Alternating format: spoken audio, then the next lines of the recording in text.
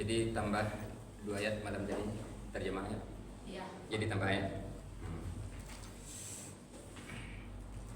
Assalamualaikum warahmatullahi wabarakatuh. Waalaikumsalam warahmatullahi wabarakatuh.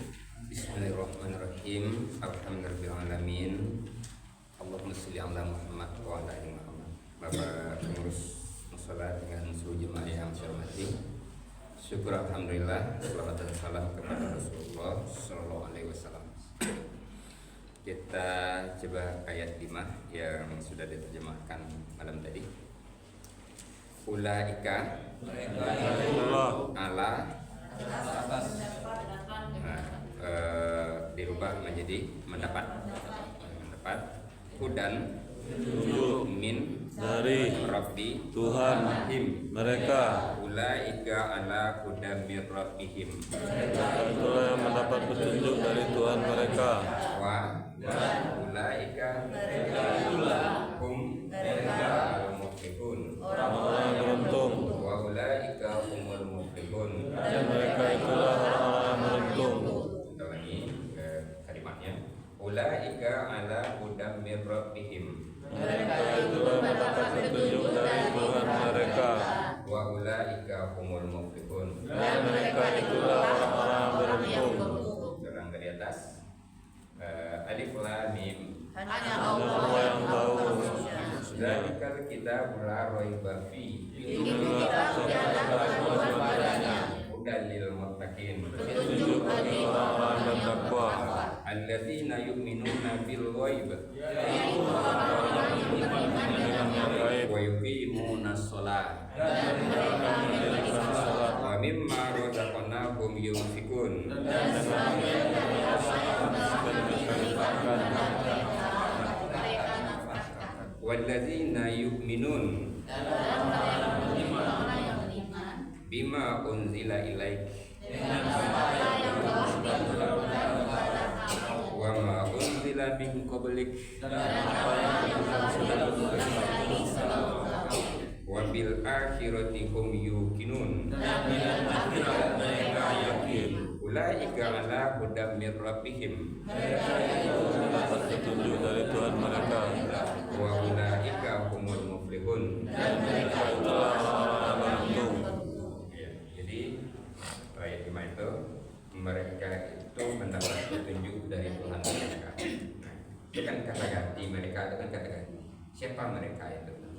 Itu harus dicari. Kalau tidak tahu, mereka itu dapat petunjuk dari Tuhan mereka. Siapa mereka itu?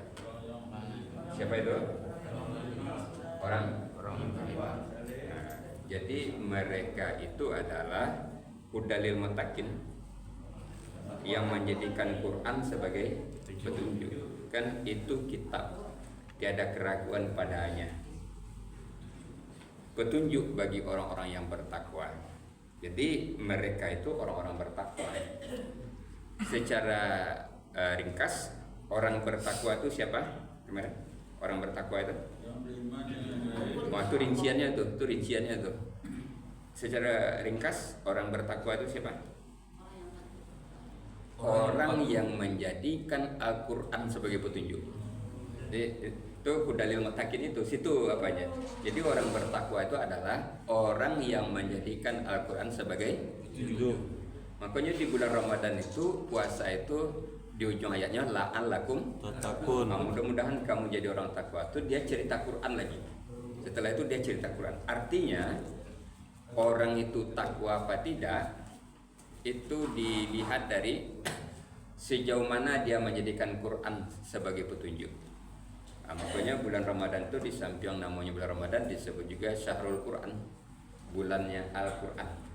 Artinya orang yang puasa Ramadan itu bagaimana menjadikan Ramadan itu sebagai pembelajaran Al-Quran, sehingganya nanti begitu selesai Ramadan dia bertambah apanya itu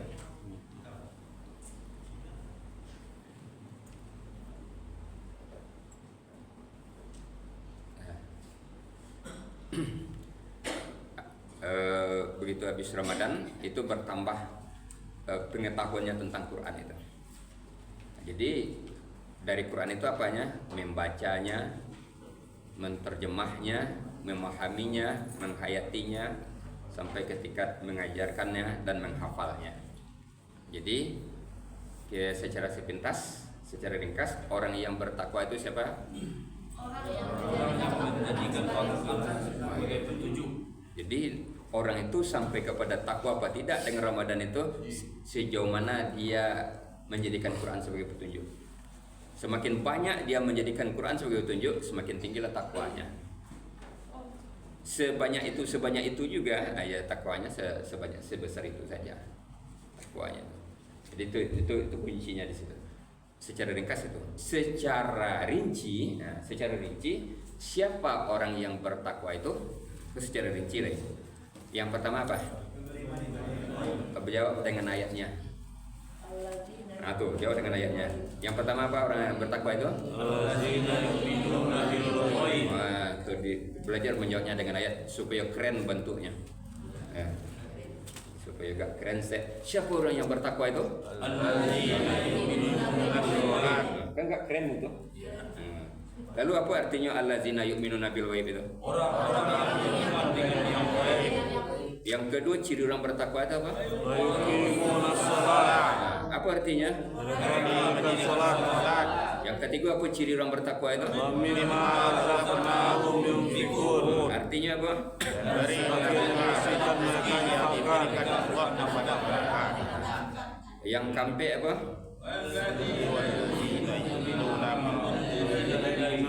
Artinya apa?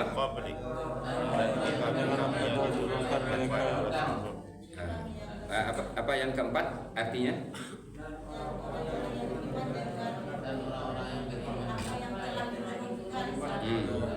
Dan orang-orang beriman dengan kitab apa yang telah diturunkan kepada mereka.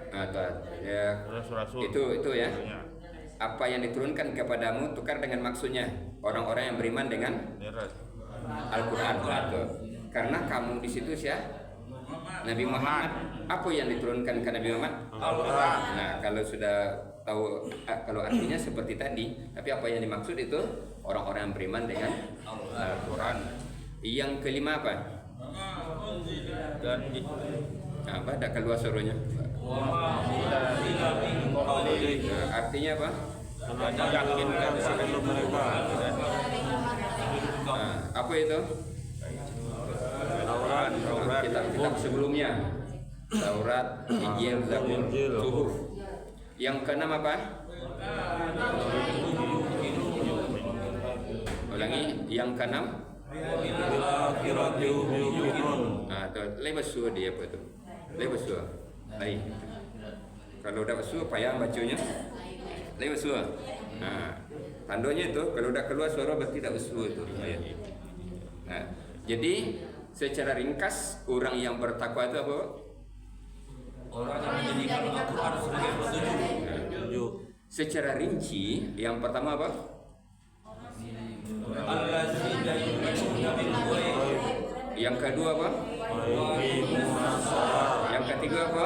Wa mimma razaqnahum yunfiqun. Yang keempat apa? Alladzina yu'minuna bil ghaib. Yang kelima apa? Alladzina min qablik. Yang keenam apa? Wa bil akhirati hum yuqinun. Jadi itu makanya apa sebabnya kita susah mengambil pelajaran selama dari Quran karena kita membacanya sabi-abiango. Membacanya sabi-abi. Kadang dicari sayat-sayat itu senapas. Padahal dalam sayat itu sekian kalimatnya. Makanya akan sulit mengambil pelajaran kalau tidak dionggok-onggok, tidak per kalimat membacanya itu. Jadi kalau per kalimat tahu sekali berapa poin-poin yang ada di dalam, berapa macam-macamnya tahu di dalamnya. Nah, petang dah kita bicarakan zalikal kitabul la raiba fi itu tidak ada keraguan dalam tidak ada itu kitab tidak ada keraguan padanya kan itu tuh. Nah, di dalam Quran itu tidak ada keraguan, tidak ada perselisihan, nan ragu nan berselisih umatnya. Bama ko ragu, bama ko selisih? Mengerti.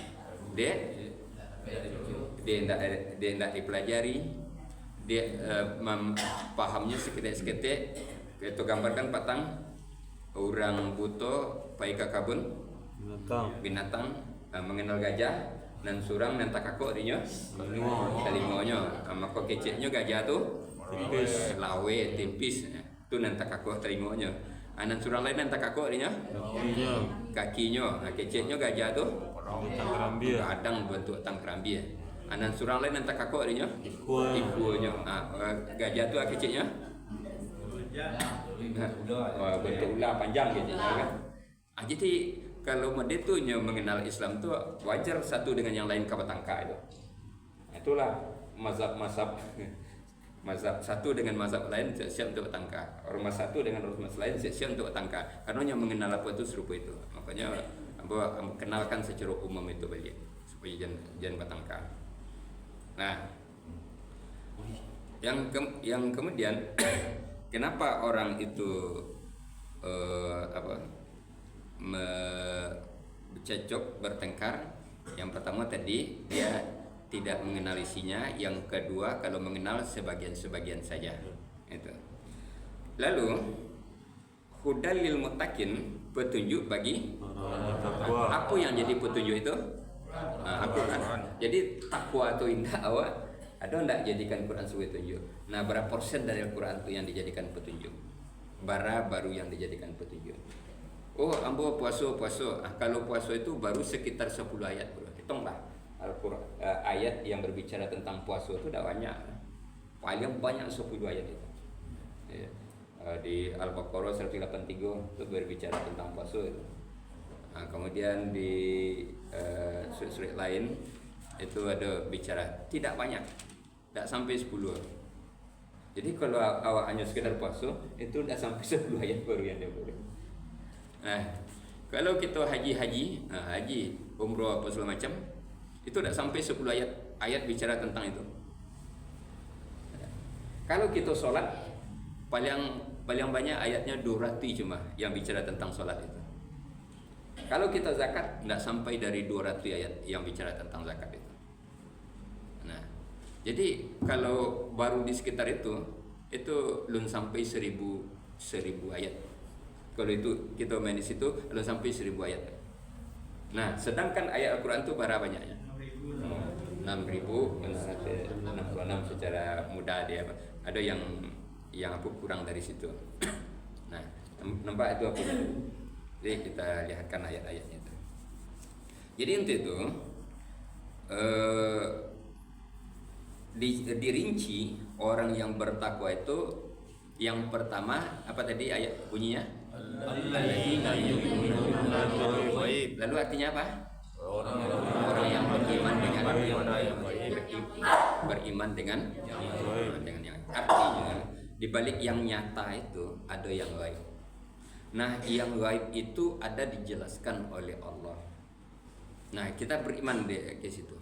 Ini yang gaib itu misalnya apa? Yang gaib itu Allah. Nah, Allah itu tersendiri nanti karena itu pencipta. Disebutkan itu nanti di rukun iman itu tersendiri, yaitu beriman kepada Allah. Amanna billah. Nah, itu. Tetapi yang bukan Allah, yang makhluk ada enggak yang nyata? Ada enggak yang gaib? Ada. Nah, kita juga beriman kepada yang gaib. Nah, yang gaib itu contohnya apa? Malaikat, apa lain? Setan, apa lain? Iblis, apa lain? Jin, apa lain? Yang gaib itu? Angin. Hah? Angin. Oh, angin tak gaib ya? Angin terasa itu. Kalau angin terasa itu. Apa lain? Surga gaib tak? Neraka gaib itu. Itu gaib. Nah, Bapak Ibu, lay beriman ke surga, lay beriman ke neraka, lay ada enggak? Lay beriman ke malaikat, lay beriman ke iblis. Mulai beda pendapat kan? Mulai beda pendapat. Lay beriman kepada iblis, beriman kepada jin.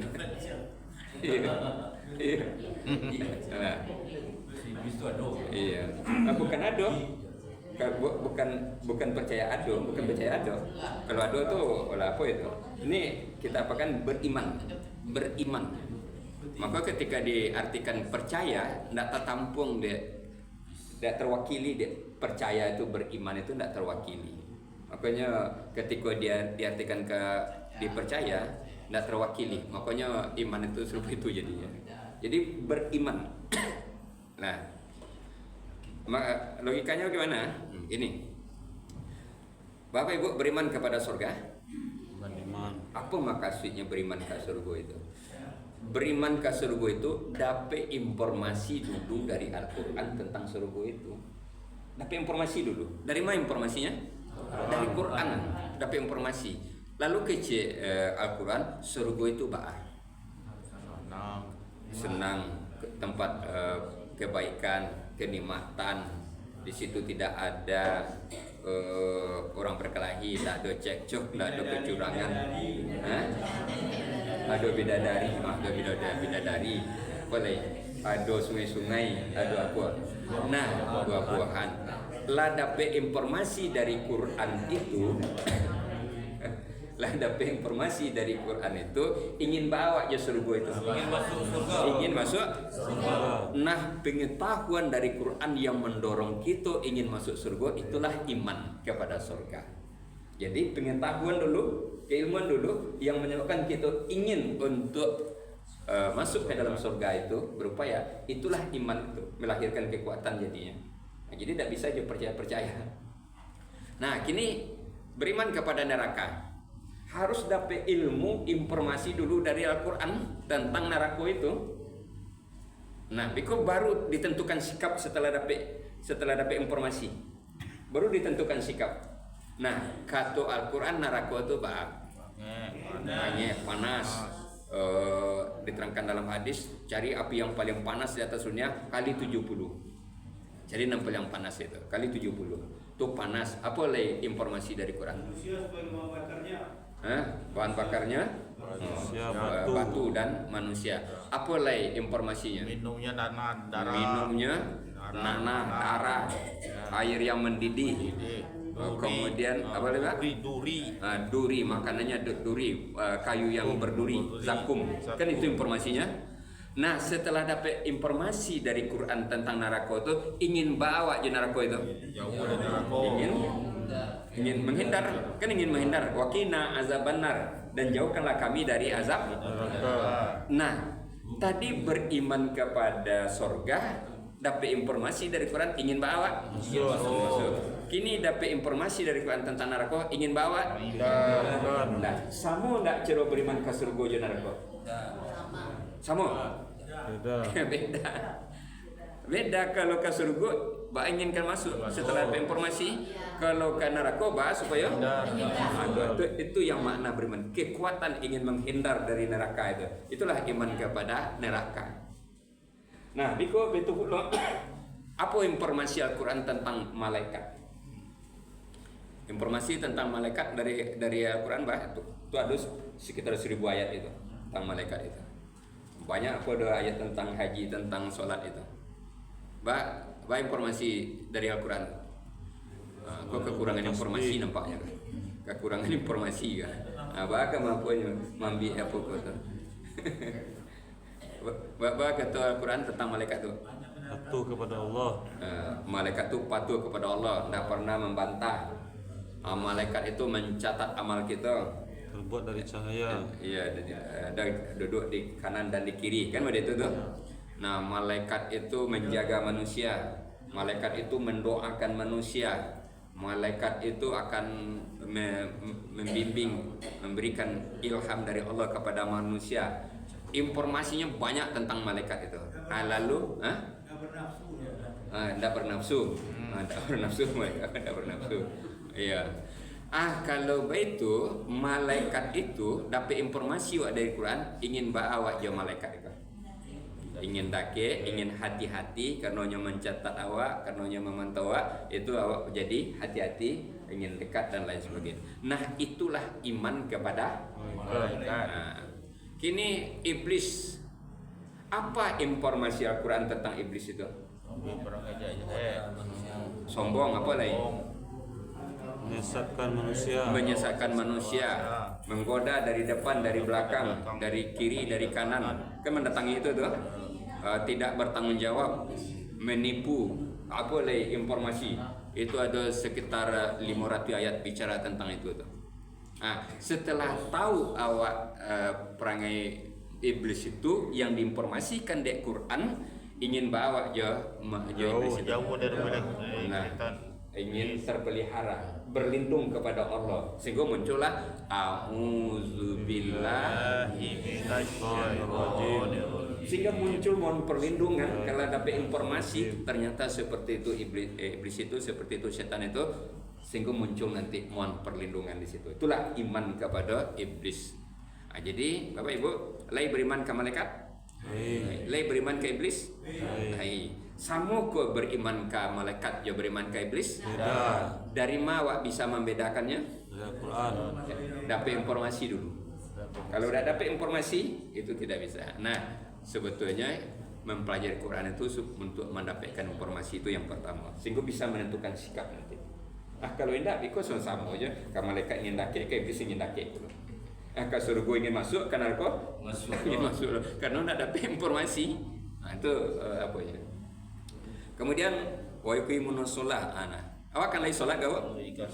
Ternyata sholat itu kalau dicari dalam Quran 6 tipe orang yang sholat itu. Kualitas sholat itu 6. Yang pertama namanya sholat mabuk, yang kedua sholat munafik, yang ketiga sholat lalai, yang keempat sholat khusyuk, yang kelima sholat khusyuk terpelihara, yang nomor 6 sholat khusyuk yang memperbaiki akhlak. Jadi 6 tingkat.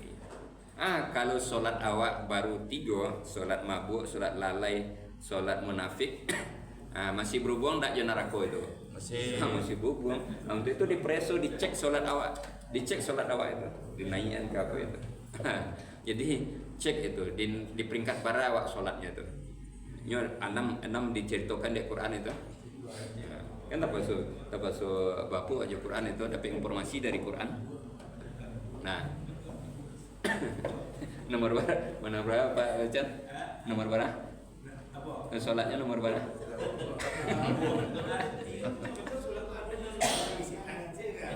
Oh gitu.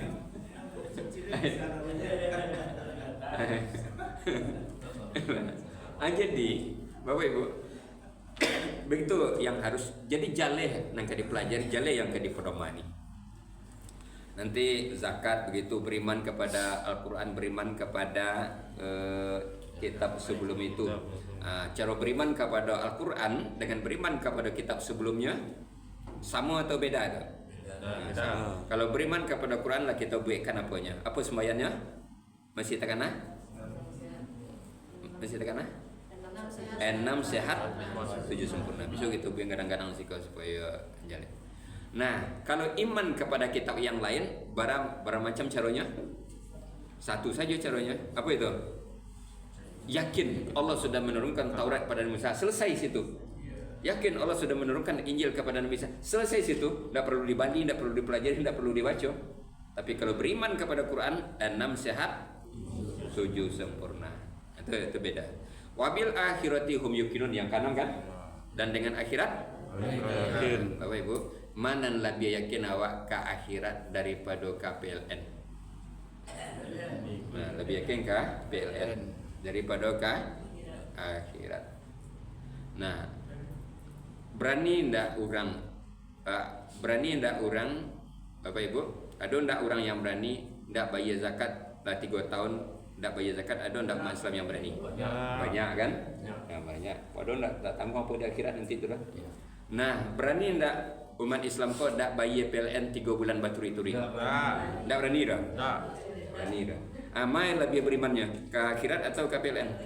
Wah, lebih tinggi imannya ke PLN daripada ke akhirat. Pajak tu. Pajak tu apa segala macam. Oh, jadi iman itu pengetahuan yang melahirkan kekuatan untuk mendekat apa untuk menjauh. Itu iman itu sebetulnya. Nah, lalu Ulaika ala hudam min rabbihim, mereka itu mendapat petunjuk dari Tuhan ya. mereka. Mereka itu kalau mau disebut dengan ringkas, mereka itu adalah orang bertakwa. Yang bertuntung. Kalau mau disebut dengan rinci, itu macam tadi, yang beriman dengan yang gaib, yang mendirikan sholat, yang menafkahkan sebagian rezeki, yang beriman kepada Quran, yang beriman kepada kitab usulul Quran, dan yang yakin dengan akhirat. Nah, itu kalau dirinci, itulah yang mereka itu mendapat petunjuk dari Tuhan mereka. dan mereka itulah orang-orang yang beruntung. Yang beriman dengan kadar baik dan kadar buruk itu maksudnya. Qadar baik dan qadar buruk. Nah, itu makanya bertakwa itu bertakwa kok Bapak Ibu di siku kan diterangkan 6. Nanti di surah Ali Imran diterangkan 6 lagi. Di ayat lain diterangkan apa lain. Jadi lencukui 6 untuk ciri takwa itu lencukui 6 kali. Ada tambahnya nanti di Ali Imran ayat mulai 133. Iya, sambung itu. Jadi tahulah kita nanti dalam Quran itu orang ciri bertakwa ada sekian. Terletak di Al-Baqarah pertama itu ada 6. Terletak di Ali Imran sekian, terletak di situ, terletak di situ, terletak di situ. Jadi yo bana pemiliar awak yo apa itu yo Al-Quran itu. Maka dibawa raun tarika Quran itu. Nah, jadi dak diawang-awang kan. Betul-betul nampak ayatnya, bisa diartikan, bisa ditunjuan, kok jauhnya bisa ditunjuan, kok dakeknya bisa dikakukkan. Makanya ambo hindarkan ngaji dia tiawang-awang gini kan. Iya nampak Quran itu, bisanya dibaca, bisanya diartikan. Nah, seluruhnya babituan itu di apa itu. Nah, jadi beriman kepada qadar baik dan qadar buruk. Nah, itu di rukun iman nanti yang nomor 6 kan? Ya. Di yang nomor 6. Nah, ini baru imannya kepada Allah, imannya kepada malaikat, imannya kepada kitab yang disiku kok. Imannya kepada Rasul. Nah, iman kepada qadar baik dan qadar buruk lalu masuk siku lagi. Tapi itu masuk ke rukun iman. Oh, di malam ikut kita apa itu. Lain lo ayatnya. Nah, itu dijelaskan oleh hadis. Nah, Bapak Ibu, hari Selasa petang itulah mulai belajar terjemah bacaan salat. Lah mulai ya. Lah mulai. Jadi bacaannya, artinya, gerakannya, pemahamannya. Nah, usahakan di Selasa besok. Nah, karena lah diterjemahkan itu, apa yang diterjemahkan petang itu? Wajatu. Di wajatu ya. Nah, ambo akan melatih itu sedikit, lalu memasukkan pemahaman, lalu kita berlatih untuk sholat tentang wajatu itu besok. Nah, mulai diartikan itu, sehingga wajatu lah dapat dia bacaannya, artinya, pemahamannya, kita taruhkan dengan Al-Fatihah. Lanjut nanti kalau ditunggunya di ayat. Jadi jalan kita kerja tuh lah ditunggu di ayat itu. Karena sudah baca Al-Fatihah, baca ayat Al-Quran. Nah, kalau mulai kita baca membacanya nanti di dalam sholat, memasukkan bacaan, pemahaman, penghayatan segala macam itu. Nah, jadi singgahnya runut jadi gitu. Nah, kini kita tinjau. Kanlah diterjemahkan hari Selasa ya, Pak. Nah, kini hari apa ini? Nah, tambahnya dari Selasa itu bak kurang atau menguapnya tuh, Pak. Nah, coba gitu. Wajah tu apa dia? Wajahi. Wajahi. Wajah. Ya. Aku. Wajah tu wajahia. Nah, berapa kata itu? 3. Nah, wajah tu 1, wajahi 1, ya 1. Lillazi fataras samawati li kepada allazi zat yang fatara dia telah menciptakan as-samawati Langit. wa al-ardo Bumi. lillazi fataras samawati wal ard. Zat yang telah menciptakan langit dan bumi. Telah menciptakan langit dan bumi. Nah, menghadapkan di wajah tu tadi. Kan li apa tadi artinya li? Dari kepada itu mulai lillazi fataras samawati wal ard. Kepada zat yang telah menciptakan langit dan bumi. Nah, jadi serupa itu. Nah, itu supaya bisa latihan diulang-ulang tuh karena kita kan sholat je mulai dan sansu penjelasannya insyaallah hari Selasa itu. Nah, jadi untuk itu Bapak Ibu karena itu akan kita praktekkan dalam keseharian, bukan pengetahuan itu saja, tapi diamalkan. Sudah lewat jam 6 ya. Al-Maidah, ada Al-Maidah? Ada? Hah? Ada? Oh, ada. Al-Maidah ada. Kita tutup ke dulu. Iya, kita tutup ke dulu. Ada Al-Maidah. Sampai situ, Bapak Ibu. Demikian saja. Assalamualaikum warahmatullahi wabarakatuh. Waalaikumsalam warahmatullahi wabarakatuh.